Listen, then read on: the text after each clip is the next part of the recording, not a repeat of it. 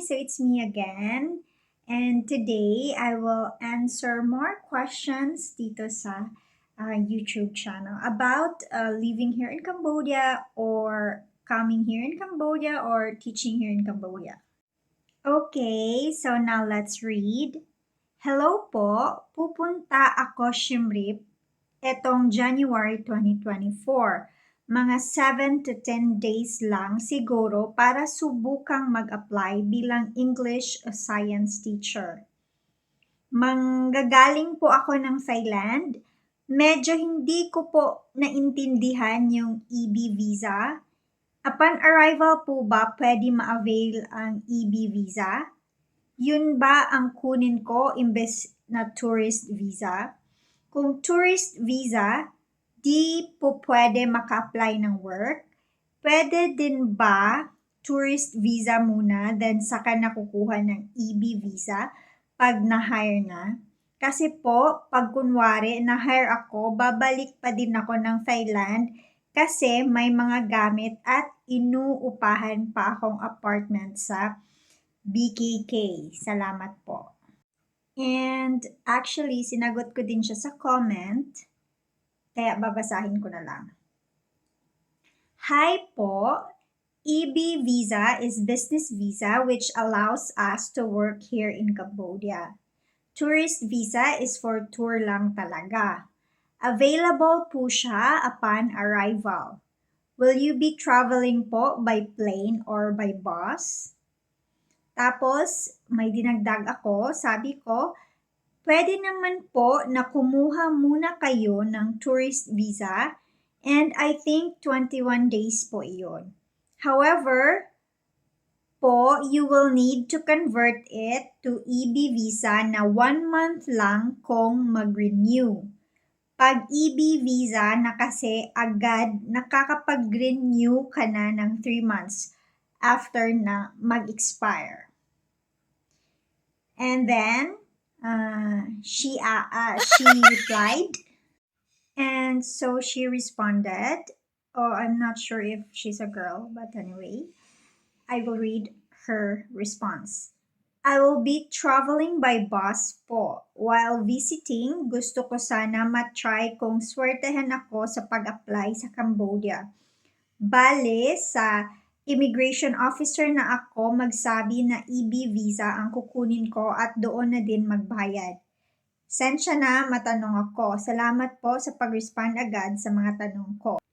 And this last question niya is hindi ko nasagot kasi na-busy ako. So this one po parang ang masishare ko lang is yung pag-travel namin from Cambodia to Thailand and then Thailand to Cambodia. So yung Cambodia to Thailand, wala kaming problema. Though super tagal ng process sa immigration officer kasi holiday yon, so maraming nagbabiyahe. Yung pabalik naman is medyo may konting issue or concern kasi nung nasa line na kami, yung security guard, he keeps looking at my passport, yung passport naming dalawa kasi ako yung nakahawak. Tapos sabi ko sa kanya, parang nag-ano lang ako,